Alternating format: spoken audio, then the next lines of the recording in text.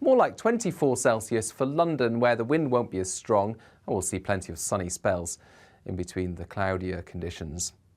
Cloud does thin and break overnight, leading to clear spells for eastern and southern England. But for Wales, for northern England, as well as Scotland and Northern Ireland, we keep the cloud and some more prolonged rain coming in for western Scotland on that strong wind. Because, of course, it will be a blustery night again, those temperatures will hold up once more by dawn on Saturday. It's not a cold start to the weekend, 13 or 14 Celsius for many. The cloud quickly builds on Saturday morning. We'll see further showers for many. 1 or 2 reaching the far south of England, but the most showery weather will be towards the north and northwest, with again that blustery wind over hills and exposed coasts.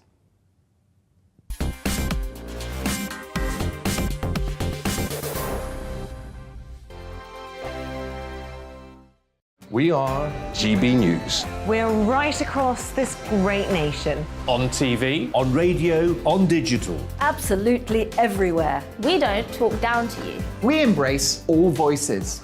With honest and civilised conversation. We're not part of the establishment. We're one of you. And we're only getting started. Join us on GB News, the People's Channel. Britain's news channel.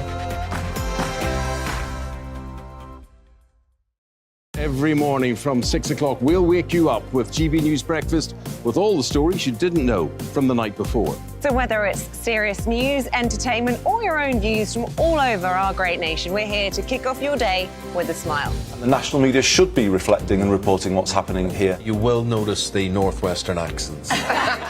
Whether you're with us on TV, radio, or online, every morning, it's breakfast from 6 a.m. Hope you can join us.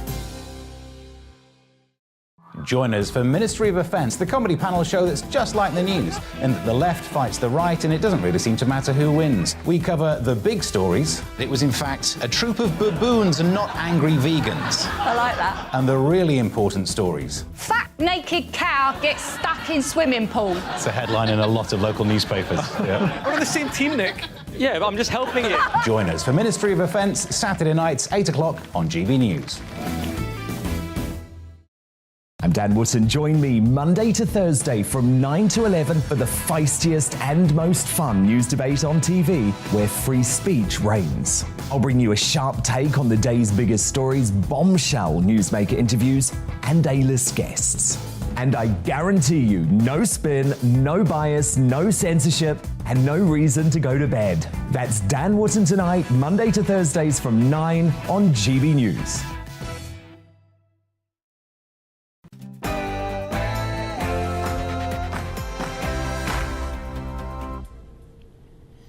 Hey, welcome along to Thursday's edition of the Mark Steyn Show. Coming up tonight, 2 British men have been sentenced to death in the so-called People's Republic of Donetsk. We'll talk about that with Lieutenant General Jonathan Riley. The vaccine injured and bereaved have secured the right to have their campaign for a public inquiry into vaccine safety considered by the government. BBC presenter Jules Sirkin, who has been left injured by the vaccine, will be talking about whether the government is finally going to take this very serious issue as seriously as it needs to be taken. Leilani Dowding is back to discuss whether lockdowns are the reason behind a wave of crime, mass shootings, riots, and royal historian, the doyen of royal historians, Hugo Vickers, on the Queen's surge in popularity, those rebellious Irishmen. She beats all their political leaders in Dublin and comes out way ahead. So even the Irish are now just rolling over like pet corgis and waiting for Her Majesty to tickle their tummies. Is it going to be the same story, though, for the Prince of Wales? And we love to hear what you have to think. Forget Hugo, forget Jules, forget Lieutenant General Riley. What do you think? Give us your thoughts. Email me via gbviews at gbnews.uk. You can tweet me at gbnews. All that coming up after the news with Ray Addison.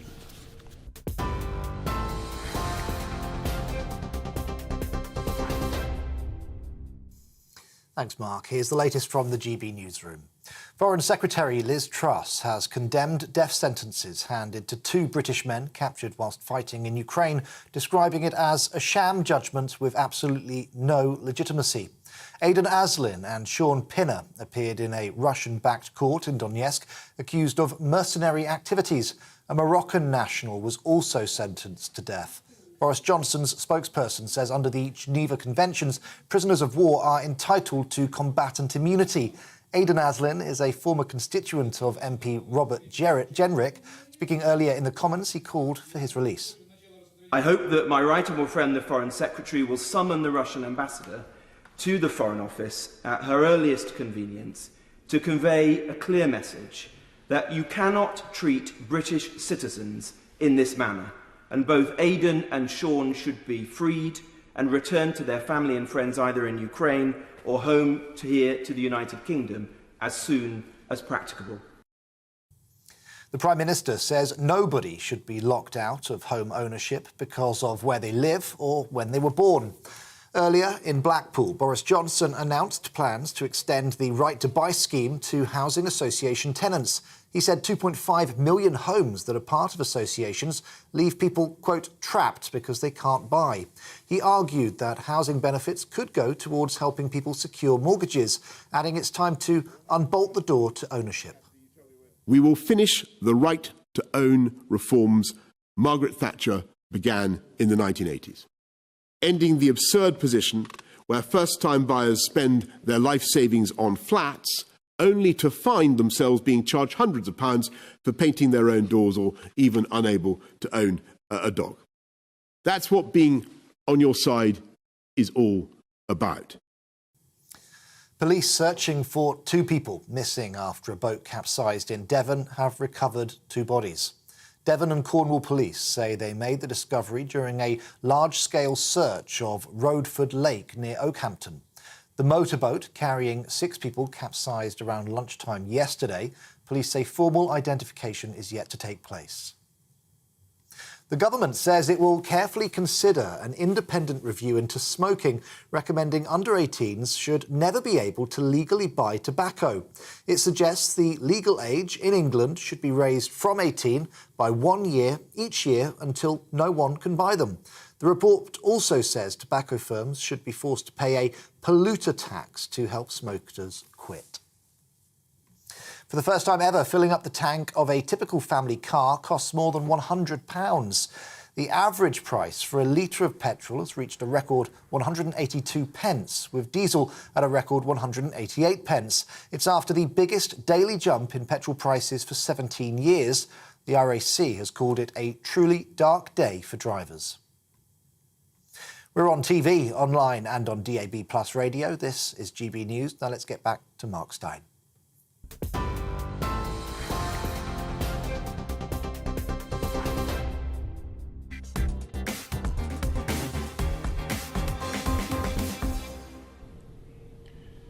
As you just heard from Ray there, 2 British men, Sean Pinner and Aidan Aslin, have been sentenced to death by Putin's proxies in Donetsk, alongside a Moroccan, for the supposed crimes of terrorism and attempting to seize power. They were detained 2 months ago during the battle for Mariupol, and Russia and its client state have decided to ignore the Geneva Convention and execute 3 prisoners of war. Joining me now is a retired British officer, Lieutenant General Jonathan Riley. We're always glad to get his insight on this. Jonathan, these 2 men were living in Ukraine. They're married to Ukrainian women, and they were fighting with Ukrainian forces. As you know, there are many non-UK citizens who serve in the British Army. There are similarly foreigners serving in the US military, and they're all entitled to the protections of the Geneva Convention too, aren't they? Hello, Mark. Yes, and thanks for inviting me on. And first of all, let's send our sympathy to these soldiers and their families and let them know that our thoughts and prayers for their safety are with them. Yeah, you're dead right. And it pains me to agree with Liz Truss about pretty much anything, but she's also quite right in what she said. And I think there are, as you indicate, two aspects to this. And the first is the business of the legality. Now, I'm not a lawyer. I'd rather be called a politician than a lawyer. But I had plenty of training in military law and plenty of experience in the law of armed conflict. And this so-called court isn't a court. It's a court in a country that isn't a country. It's not recognised by any international authority or body whatsoever.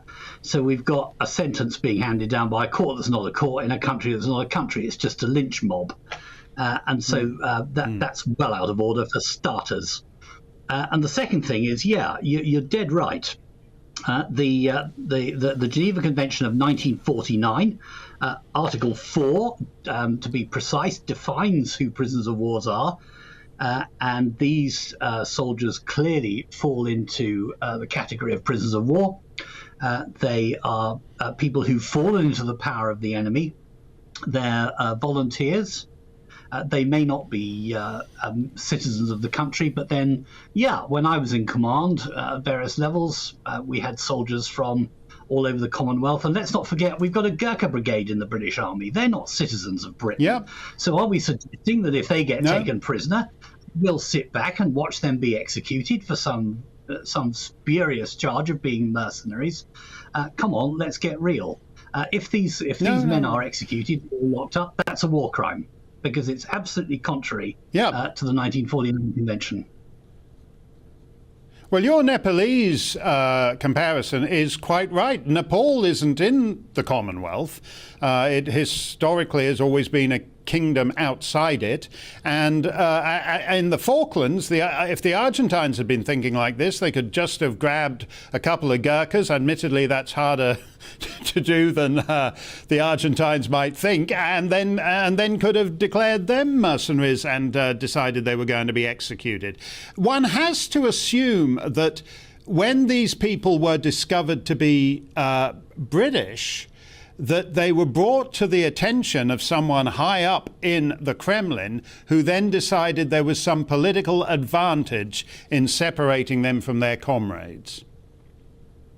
Yeah, absolutely. And it's an artificial segregation. And it's entirely it's all about the message. It's about the political stance and painting the picture that Russia is fighting a war, a legitimate war against the West, and in proxy we're fighting them. And these people are evidence of it. Well, they're not, because as you rightly say, they were living in Ukraine, they have Ukrainian families, they're fighting for their own country. The fact that they're not citizens is neither here nor there. And in the Falklands, not only were there Gurkhas, but I bet your life in the British Army and the Royal Marines at that time, there were probably Australians, Canadians, New Zealanders, Sierra Leoneans, South Africans. You'd have found a few of those there. So were they to be randomly executed? I don't think so. No, it'd be very hard, I think, to find any unit in those days in which everybody was either English, Scottish, Irish or Welsh. The British Army's always been more than that. The question here is whether they don't have the death penalty in Russia itself anymore. The question here is whether Putin is going to go ahead and actually let these guys, his clients in this client state, execute two Britons, or whether there is something that Liz Truss can do to prevent him. Yeah, going to be interesting, because Putin may think he's got nothing to lose. He's going to be done for war crimes at some point anyway, so why not shore up his support and his position and his image at home and in his satellite states anyway? or is this just posturing? Will he back down at some point?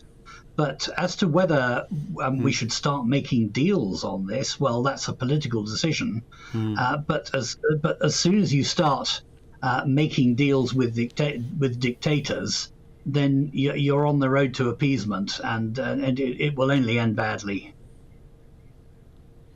It does remind us, Jonathan, that this has been played out as a sort of pantomime war around the world. And, every time you switch on TV and see a scene from Kiev, there's Boris Johnson, there's Bono busking with some guy in a Kiev tube station. It does remind us, though, that in the East, at least, this is hard, ugly war, and there are consequences to be paid for it. We're going to follow this story, and we'll have you back to talk about it some more. Thank you very much, Jonathan Riley.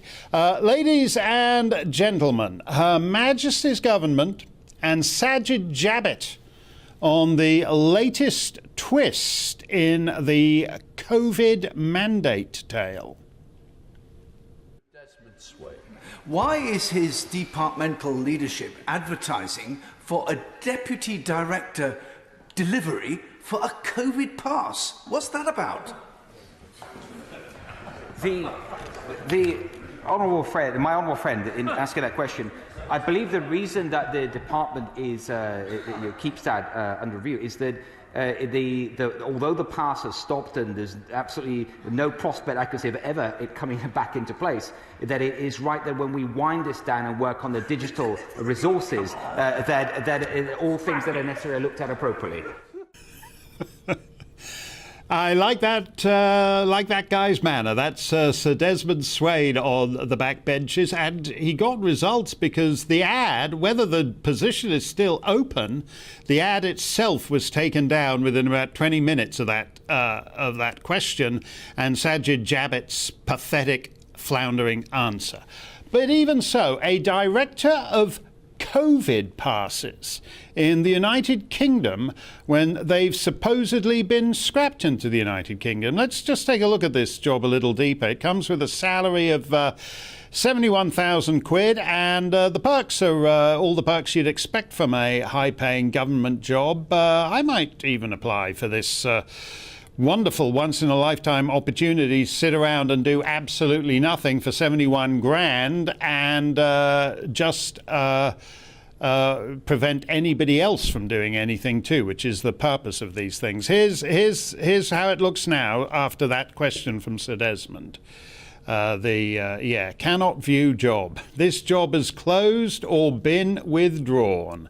So either they've secured the perfect candidate, or Sajid Javid, whom I don't trust at all since he doesn't want to come on our show. No reason for us to trust him. He weaseled out, he said he'd answer our questions in writing, and he hasn't. So we have no reason to trust Sajid Javid. We asked whether, in fact, HMG was still going to fill the position, and they just vaporized the ad to save face, and they actually gave us a response this time. Quote, "We have nothing further to add at this stage." I don't know, maybe it was Sajid Javid himself who wrote that answer. Maybe it was the Prime Minister. Maybe it was the Lord Privy Seal. We have nothing to add at this stage. Sounds like the highly informed government response you need a Chancellor of the Duchy of Lancaster or Deputy Leader of the House of Lords to actually write. It's not boilerplate, is it? We have nothing to add at this stage. We have nothing to add for those keeping score at home, so we can play that game too. But Javid is up to something. No wonder he has no time to answer any of our questions, because he's cooking up a plan to keep us away from sea bass dinners with Andrew Neil on the Côte d'Azur, followed by lazy days lounging next to him naked on the beach at Saint-Tropez. His lack of time is a common theme on this show. We're still waiting for him to pay up to the vaccine injured and bereaved whose stories have filled the airwaves on GB News for weeks now. But they're approaching some sort of milestone, and it feels like the tone is certainly changing for those people whose lives have been ruined by the vaccine. Vicky Spit and Charlotte Charlotte Wright, the two vaccine widows whom you have seen multiple times on this show, have now managed to secure more than 100,000 signatures for their petition calling for a public inquiry into vaccine safety after they lost loved ones in their effort to follow the science and do the right thing, as everyone from the Queen and the PM down told them. It now means the government will have to consider this petition for a debate in Parliament. They're weaselly types, these parliamentarian types. So whether that actually happens is yet to be seen. What do you reckon? Are COVID passes gone forever?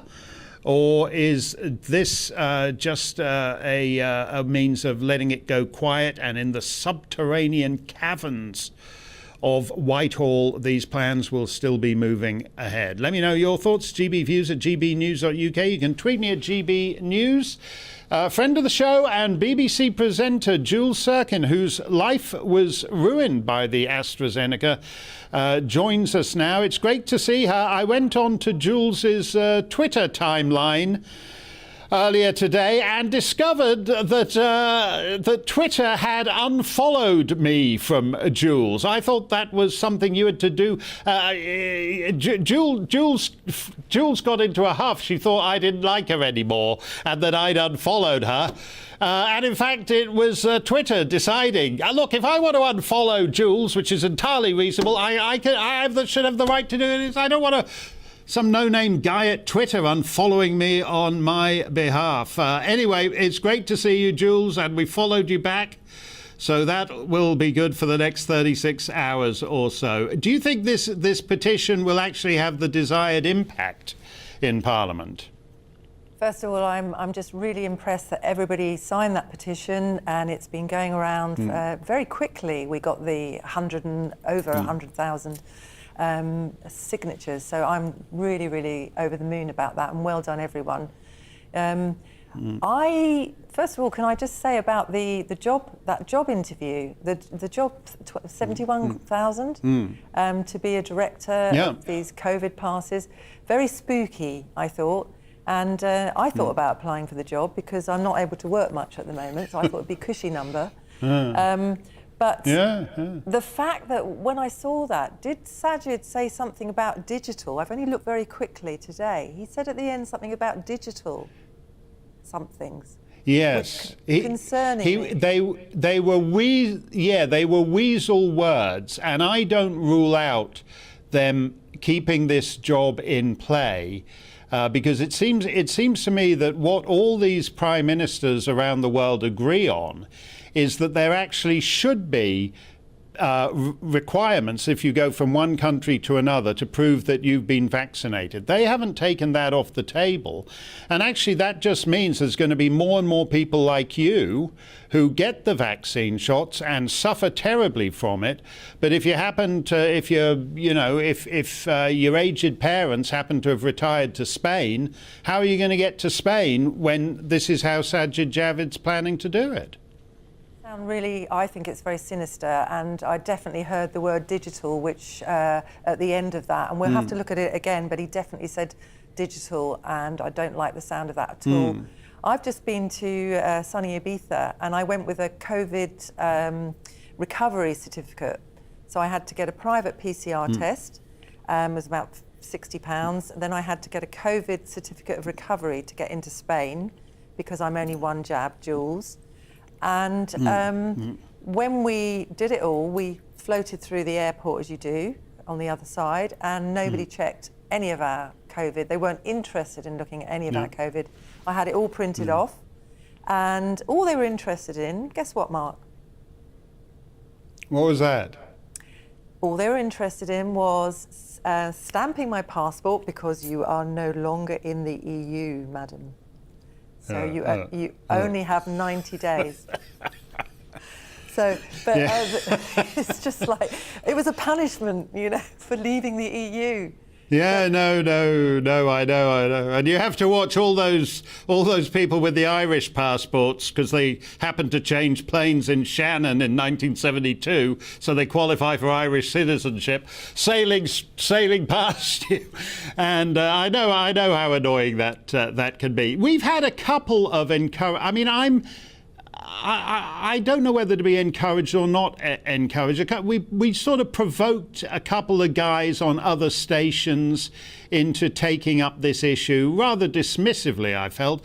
And we also have the Baroness, who's heading the official inquiry, asking if this matter can be added to the remit of her inquiry. But on the other hand, we've had 5,000 excess deaths, non-COVID deaths, in the last 4 weeks in England and Wales. In other words, we've got over 1,000 people a week dying more than should be dying. And we're not talking COVID, we're talking about other, like sudden adult death syndrome and all this kind of thing. You would have thought, would you not, that if you've got excess deaths at that rate, that somebody in government would at least be exploring whether there's a connection.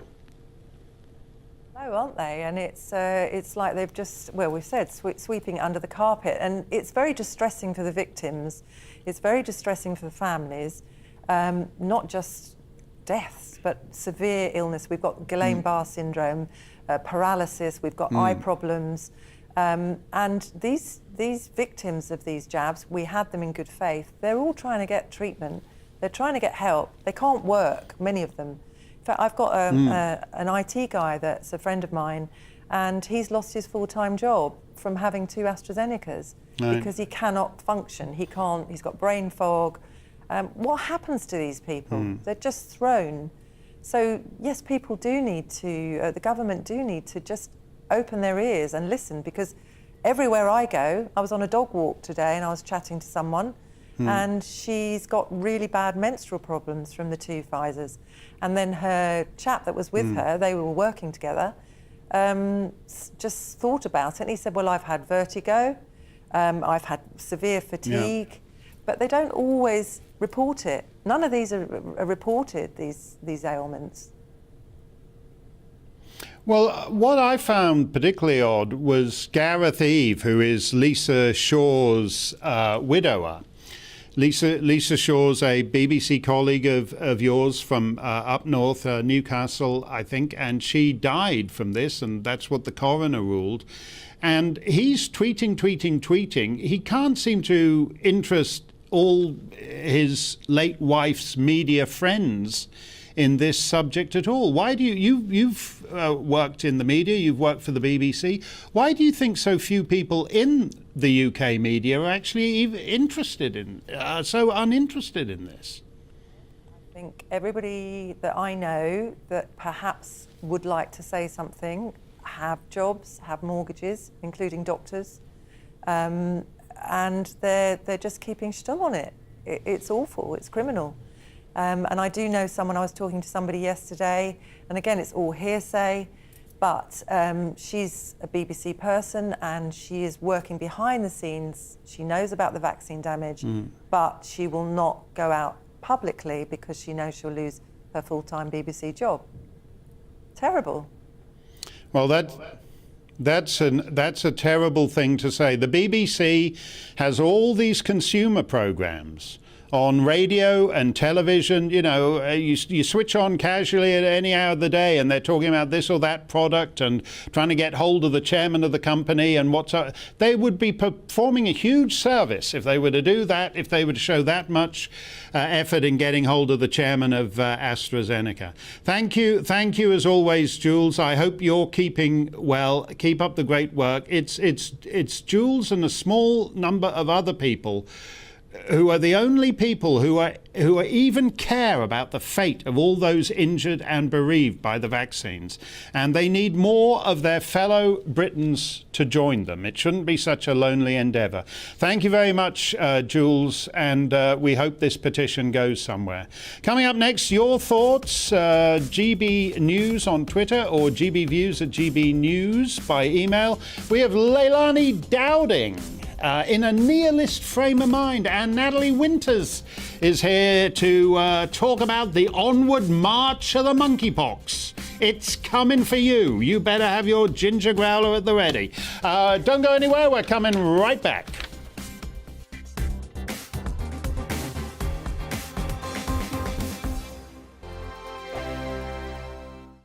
We are GB News. We're right across this great nation. On TV, on radio, on digital. Absolutely everywhere. We don't talk down to you. We embrace all voices.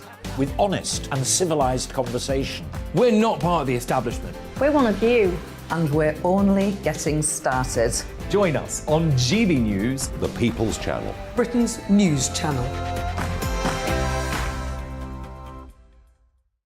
Every morning from 6 o'clock, we'll wake you up with GB News Breakfast with all the stories you didn't know from the night before. So whether it's serious news, entertainment, or your own views from all over our great nation, we're here to kick off your day with a smile. And the national media should be reflecting and reporting what's happening here. You will notice the northwestern accents.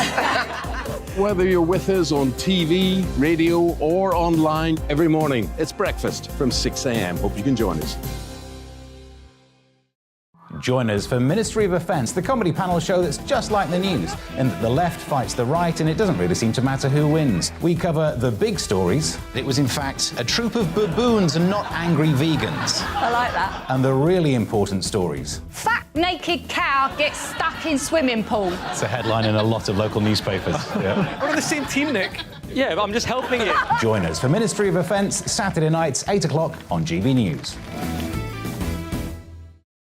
I'm Dan Wootton. Join me Monday to Thursday from 9 to 11 for the feistiest and most fun news debate on TV, where free speech reigns. I'll bring you a sharp take on the day's biggest stories, bombshell newsmaker interviews, and A-list guests. And I guarantee you, no spin, no bias, no censorship, and no reason to go to bed. That's Dan Wootton tonight, Monday to Thursdays from 9 on GB News.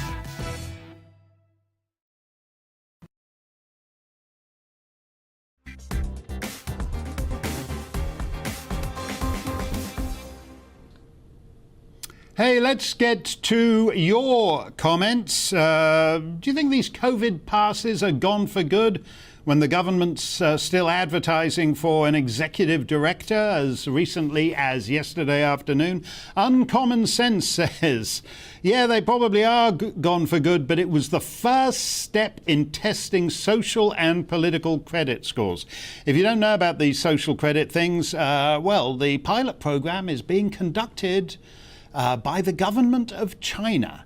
And oddly enough, ever since we all got a dose of the Chinese virus a couple of years ago, we've also been trending remarkably Chinese in things like these social credit scores.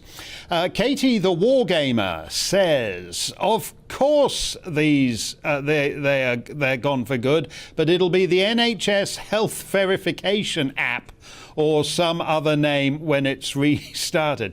Yeah, you know, the fact is they don't hide what they're going to do. I mean, at Davos, Klaus Schwab and those lunatic, deranged, megalomaniac globalists of the World Economic Forum, they're sitting there talking about how you could actually have your carbon footprint measurement app shot into your arm. And we seem to think, it's just a big leg pull. They wouldn't really do that, would they? Vaccine mandate. Julie says it would never surprise me if they tried to bring them back, but hopefully we are all more awake now and ready to resist. This is where the cynic in me, Julie, quotes that old George Orwell line, there is no turbulence left in England. I want turbulence. Up and down the realm, from the Scilly Isles to the Shetlands. We need turbulence. For the better part of the last 2 years, governments were incessantly bombarding us with case counts, death counts, case positivity rates, testing criteria, vaccination rate. They've wanted every stat imaginable except for, as we've been discussing on this show for weeks now, vaccine-related injuries and deaths. Other stats you'll never find from the official government statistics homepage are those about the harms of lockdown and COVID restrictions themselves. In The Spectator, in the new edition out today, they're warning of the age of post-COVID nihilism, wondering if riots, shootings and other excesses in society are the inevitable effect of locking down the country for 2 years. Leilani Dowding is with us. Do you think there's something to this, Leilani, that lockdown is so disruptive that it's loosed all kinds of other stuff upon the land too? I definitely think so. I mean, young kids now and the youth, they've got so many issues and so many problems from being locked down, from the isolation, from the trauma, from playing less sport, from spending more time watching superficial materialistic influences on social media because they haven't been out with their friends. And they're antisocial because they haven't been allowed to be social for 2 years. And, you know, they've watched their parents suffer, and they have issues and problems that are very real, and it's now manifesting itself, you know, with more violence, with more arguments. There were just yesterday 3 teenagers with knives who went into a school in Birmingham and caused a school to get locked down. So we're seeing it. You know, there's the crimes up in London, and we're seeing it in huge cities like Los Angeles and New York in America. And I know The Spectator wrote about America, but we're seeing it in the UK as well. There is a surge in crime and violence. And, you know, my concern is we don't address what's happening to our kids with counselling, places for them to focus their energies. If we just give them drugs to numb them and their mental health issues, we're going to see an even bigger increase in violence and homicidal tendencies in line with the USA. Well, when you look at those horrifying stories that you see out of America, the next door neighbour on all of them always says the same thing. Well, he was a bit of a loner. He kept himself to himself. Well, we've turned everybody into a bit of a loner who keeps himself to himself by order of the government. So if you take social animals and you don't let them socialise, then it's not surprising that they develop antisocial tendencies, is it?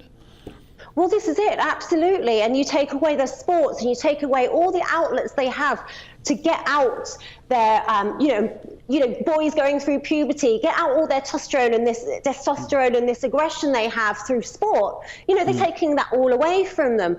So, I mean, what did people expect? I mean, obviously, I'm not a psychologist, but I don't think it takes a psychologist to understand common sense. No. Like, what is this going to do to our children to keep them completely and utterly separated? It's like when you separate a sheep from its herd, or a horse from its herd.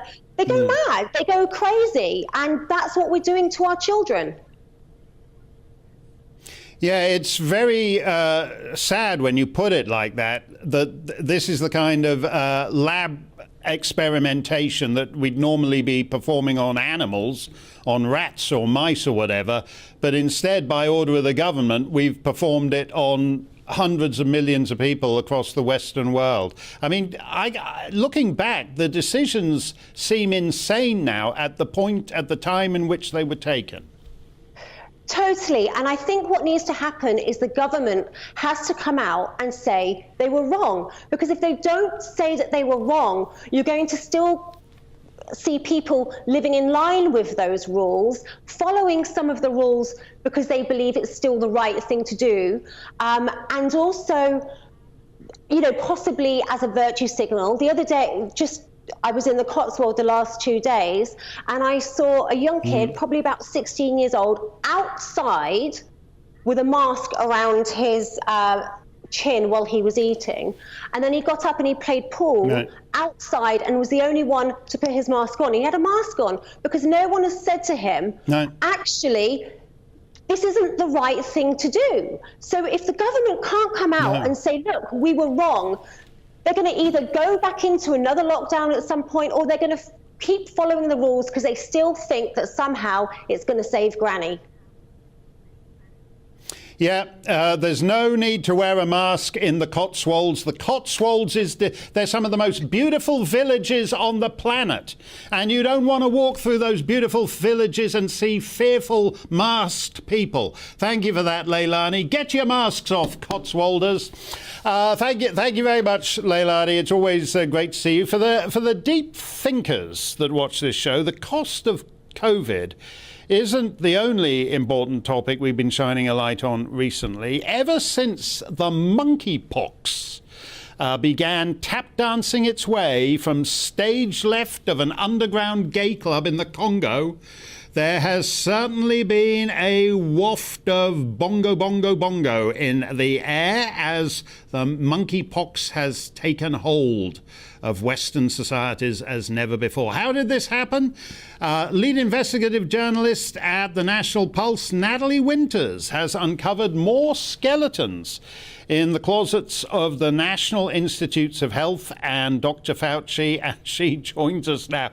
I mean, it beggars belief, Natalie, that all the same people who've afflicted us for the last great worldwide scourge all got a head start on the new worldwide scourge too. But that's apparently the way it looks. No, it's so true. I can only wonder what slogans they'll choose to use, because I think people are going to tire out on trust the science and trust the experts. And I think that's really what our latest story that we have at the National Pulse shows. We actually caught the National Institutes of Health deleting a press release from their website that detailed a trial they were conducting with funds from Anthony Fauci's NIH agency to kind of toy around with different treatments and approaches to curing monkeypox, particularly the use of vaccines, different ways of ordering them, and even pairing different types of vaccines together. And what's so interesting about this study, again, this was all the way back in 2004, so you know the NIH is really, really going back in the past to kind of cover their tracks in terms of the type of research they've been funding about monkeypox and its potential to spread in humans, is that Anthony Fauci is actually directly quoted in this now deleted article, and he even references both smallpox and monkeypox having the potential to actually be used in some sort of bioterror attack, a bioterror threat. So I really think it just should leave everyone wondering, you know, what is the National Institutes of Health doing? Why are they acting like the Chinese Communist Party and trying to cover up research that ostensibly should have been, you know, done and with the hopes of protecting the world from monkeypox? But why are they having to hide it?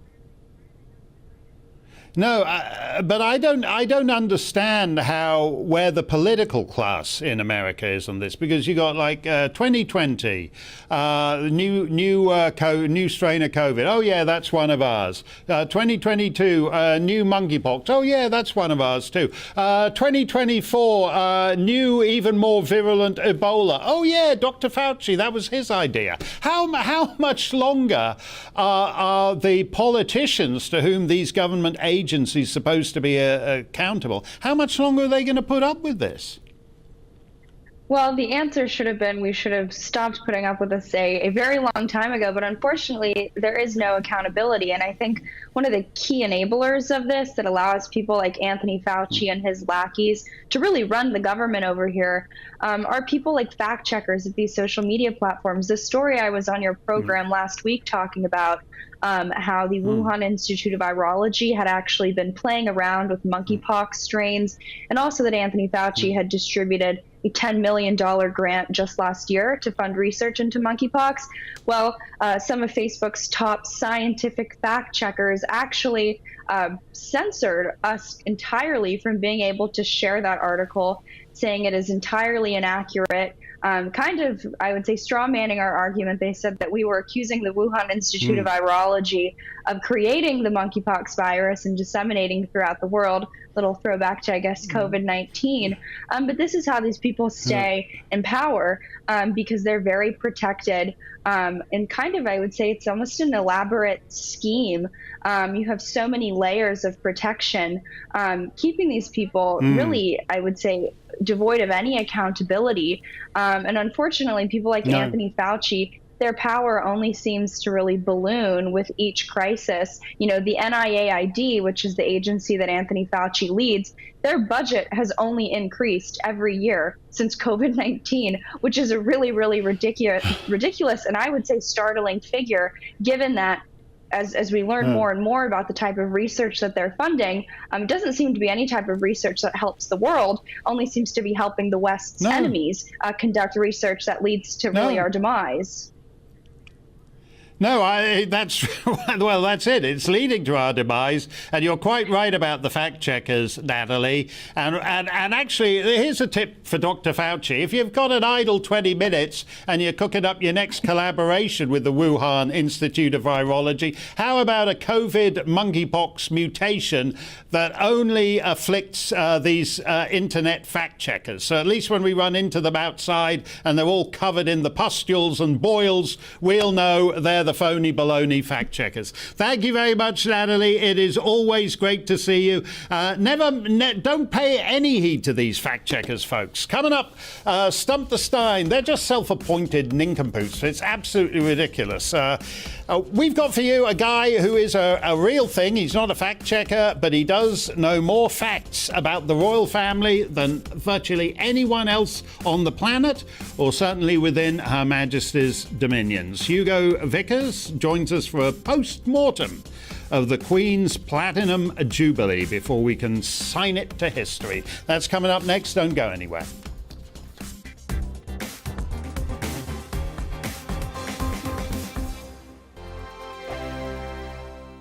We are GB News. We're right across this great nation. On TV, on radio, on digital. Absolutely everywhere. We don't talk down to you. We embrace all voices. With honest and civilised conversation. We're not part of the establishment. We're one of you. And we're only getting started. Join us on GB News, The People's Channel. Britain's news channel. Every morning from 6 o'clock, we'll wake you up with GB News Breakfast with all the stories you didn't know from the night before. So whether it's serious news, entertainment, or your own views from all over our great nation, we're here to kick off your day with a smile. And the national media should be reflecting and reporting what's happening here. You will notice the northwestern accents. Whether you're with us on TV, radio, or online, every morning, it's breakfast from 6 a.m. Hope you can join us. Join us for Ministry of Offence, the comedy panel show that's just like the news, in that the left fights the right and it doesn't really seem to matter who wins. We cover the big stories. It was in fact a troop of baboons and not angry vegans. I like that. And the really important stories. Fat naked cow gets stuck in swimming pool. It's a headline in a lot of local newspapers. Yeah. We're on the same team, Nick. Yeah, but I'm just helping you. Join us for Ministry of Offence, Saturday nights, 8 o'clock on GB News. I'm Dan Wootton. Join me Monday to Thursday from 9 to 11 for the feistiest and most fun news debate on TV, where free speech reigns. I'll bring you a sharp take on the day's biggest stories, bombshell newsmaker interviews, and A-list guests. And I guarantee you, no spin, no bias, no censorship, and no reason to go to bed. That's Dan Wootton tonight, Monday to Thursdays from 9 on GB News.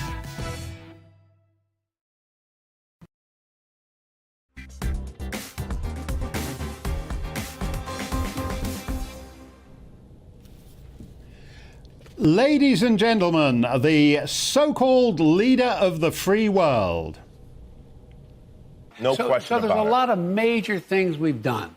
But what we haven't done is we haven't been able to communicate it in a way that is, let me say another way. Well, see, that's kind of perfect. Yeah, we haven't been able to communicate it. But look how the press has changed. Mm-hmm. Look how the press has changed. It has changed. Oh, listen, I get it. I know you overstand it. Yeah. You don't just understand it, you overstand it. But here's the deal.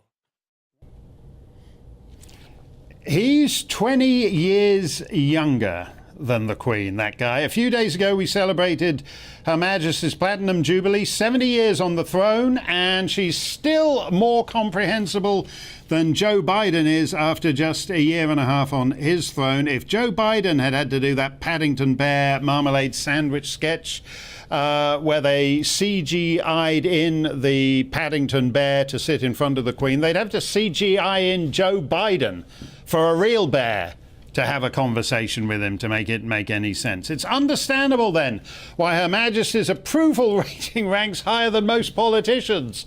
Look at this from the Sunday Independent. A lady sent me that we were complaining about the BBC celebrating Her Majesty's Jubilee by waving the Irish tricolour. And a lady from Dublin sent me this from the Irish Sunday Independent. Look at this. The approval ratings. You've got 21% for the Green guy. You've got 38% for Leo Varadkar, the former Taoiseach. You've got 44% for Michael Martin, the current Taoiseach. And then you've got 45% for Sinn Féin, at which the BBC would then go, wow, look at that, Sinn Féin on the march, they're unstoppable. And then 50%. Her Majesty the Queen beats all the politicians in Ireland in an Irish poll. She should go and stand for Taoiseach, or maybe the lad should just come home. Come on, you've tried your experiment for 100 years now. Come home, you're cunning, you Irish fellows. You'll be running the place. The whole place within 6 months if you just sign up back to the old 1801 United Kingdom again. My next guest actually predicted a couple of weeks back that the moment that would go down in history from the Jubilee was the Queen coming out to the balcony as a finale at the end of the pageant, standing with the next three kings of the UK and Canada and Australia and all the rest. Of course, after he made that prediction, it wasn't clear Her Majesty would be able to do the big finale, but fortunately did, and we got that enduring moment. Hugo Vickers is a writer and broadcaster, and he wrote a fabulous biography of the Queen Mum. Hugo, that's actually a fantastic result for the Queen in that Irish poll. It's been a pretty good week for her, hasn't it? Well, it certainly has, and the interesting thing is that the Queen's popularity has always been much higher, even until 1997. It never dipped below what the maximum has been for a politician. Politicians have never reached, they used to say in England it's normally about 63% or something, and no politician at the height of their fame has ever reached anything remotely like that. So she's very, very popular, but why not? She ought to be popular. She's done a fantastic job for Britain, the United Kingdom, the Commonwealth, and the world, really. Yes, it's interesting that I don't think you'll get much of an argument among anyone about that, except from the most sour Republicans. But seeing them all lined up in a row on the balcony, there is a bigger question mark over the Prince of Wales, isn't there? I think less and less so. What was very interesting about what's been happening recently is that because the Queen's had some health issues and hasn't been able to do some of the more public and demanding things, she's handed them over to him, and he's done them with enormous dignity.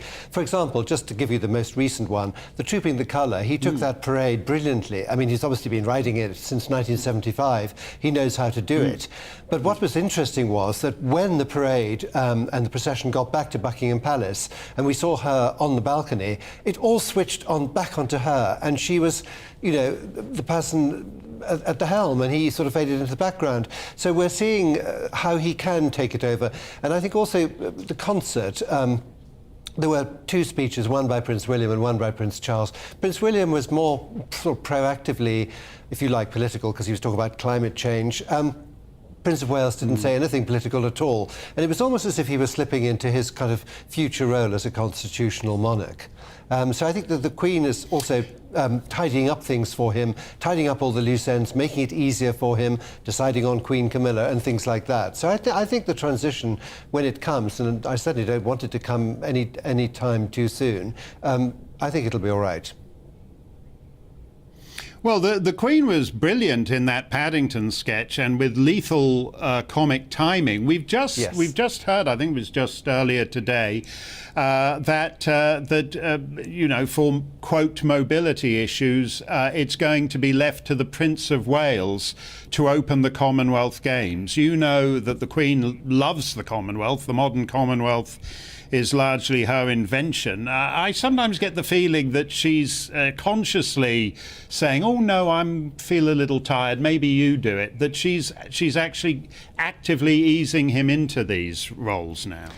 Yes, I think there's certainly a point with that. I imagine that we'll probably get a message from the Queen because for the Commonwealth Games. I think for some time it has been suggested that she wouldn't go to Birmingham for the Commonwealth Games at the end of July. But what she can do, of course, which is so brilliant, is she has Zoom, and she's taken to the technology brilliantly. And so we do see her, in action, and we can see that she's all right, and we can see that she's still conducting her business. But yes, I mean, the thing is, in this country, we have a royal family, which the most successful ones are the ones who support her and don't compete with her, and we are seeing them do that, which is great. When you say that, I take it, Hugo, you're referring to people who barely make the papers, like the Duchess of Gloucester. You just, see at the foot of page 37 that she was in Bermuda with the Bermuda Regiment. I think she's still Colonel-in-Chief of that. And she just gets on with the job as someone like the Duchess of Gloucester. Whereas Harry and Meghan, everywhere you go in the United States, they're the only ones anybody asks about. Are they actually entirely irrelevant? And it is the phalanx of unimportant, unknown duchesses and princes who keep the thing going. Well, it is. I've just done a book, actually, with the Duke of Kent. He would come into that category. Self-effacing man who's walked in the King's funeral procession, was giving his homage at the coronation, and was with the Queen, as you know, on the balcony last Thursday. And they do a very, very good job. As for the Sussexes, Prince Harry and Meghan, I mean, they decided that they wanted to go and live abroad, first of all in Canada, then in the United States. And they, you cannot be doing royal duties from that distance. I mean, if you're Captain General of the Royal Marines, you've got to be out there doing things, not lying under a tree barefoot in the park. It doesn't work, I'm afraid. No, you're right. That's fun. Well, I've thoroughly enjoyed this last week, and it was capped for me by that Irish poll. I think it was Eamon de Valera who, when Irish ambassadors to Ireland had to be accredited by the King, referred to him not as a king, but as an organ that he chose to use. And George VI was very amused by that. So it's good to see that all these decades later, the Queen as an organ is making those Irish politicians look just like monkeys. But thank you very much, Hugo. That was terrific stuff. Let's do a quick couple of rounds of stumping. Sherry says, "What's your favourite tipple?" Actually, my favourite tipple was a girl with that name whom I knew at school many years ago, and I haven't thought about her in years, and now I'm going all moony and sighy. So thank you, Sherry. I'm beginning to perspire now. I'll just leave it at that, I think. We're not going to get any better questions than that. So much for my favourite tipple. Dan Wootton is here to thump your Thursday. What you got, Dan? Mark, good evening. It's my last show for 2 weeks. I'm off for a little bit, and so I'm going to be talking at the top of the show, actually, about our birthday, because on Monday, it will be 1 year since the start of GB News. I just want to say, Mark, you have been such a huge addition to this team. I absolutely love having you as part of the GB News family. It's an honour for my show to follow yours, and you're such a big part of our team now. No, don't do that. I'm honoured to be your warm-up act. You're top of the bill, and I'm just warming up the crowd for you. That's all I do, Dan. You've got the best late-night show out there, and as you say, no reason to go to bed when Dan's on. So that's terrific. And everyone said, it's the first birthday, everyone thought that we would have closed up shop about 51 weeks ago, and we're still here. We're going. And some Yeah, some wealthy Australian, I think, started a new station a few weeks ago, and I can't seem to. I don't know anybody. I think they're all. I think his presenters are making house calls. They've got such a select audience now. Dan, you have a terrific 2 hours, and enjoy your holes. And we will see you when you're back. That's all coming up after the weather. Stay safe, stay free. Hello again, I'm Aidan McGivern from the Met Office. The cloud and rain that we've seen in the west through Thursday will work east overnight, but break up to clear spells and just a few showers. However, the main theme over the next couple of days will be the wind. An unusually deep area of low pressure for early June is approaching the northwest of Scotland. It's expected to give widely strong winds during Friday and Saturday, and in some exposed spots, the risk of gales. But although it will be a breezy night, well, by the early hours of Friday, I think we'll see increasingly broken cloud, clear spells, still 1 or 2 showers towards the south and the far northwest, but in between, under those clear skies, temperatures falling, not as far as they would if we didn't have the breeze, however, so still the teens for many as we start off Friday, a mild start, 16 in London, 13 across parts of Scotland and Northern Ireland. And then a bright start for many, but the cloud will quickly build. We'll see a few showers developing over Wales, Western and Northern England, but the most showery weather will affect Scotland and Northern Ireland. Frequent and heavy downpours here, brought in on a strong wind. Coastal gales for Western Scotland, 14 Celsius in Stornoway, more like 24 Celsius for London, where the wind won't be as strong, and we'll see plenty of sunny spells in between the cloudier conditions. Cloud does thin and break overnight, leading to clear spells for eastern and southern England. But for Wales, for northern England, as well as Scotland and Northern Ireland, we keep the cloud and some more prolonged rain coming in for western Scotland on that strong wind. Because, of course, it will be a blustery night again, those temperatures will hold up once more by dawn on Saturday. It's not a cold start to the weekend, 13 or 14 Celsius for many. The cloud quickly builds on Saturday morning. We'll see further showers for many. 1 or 2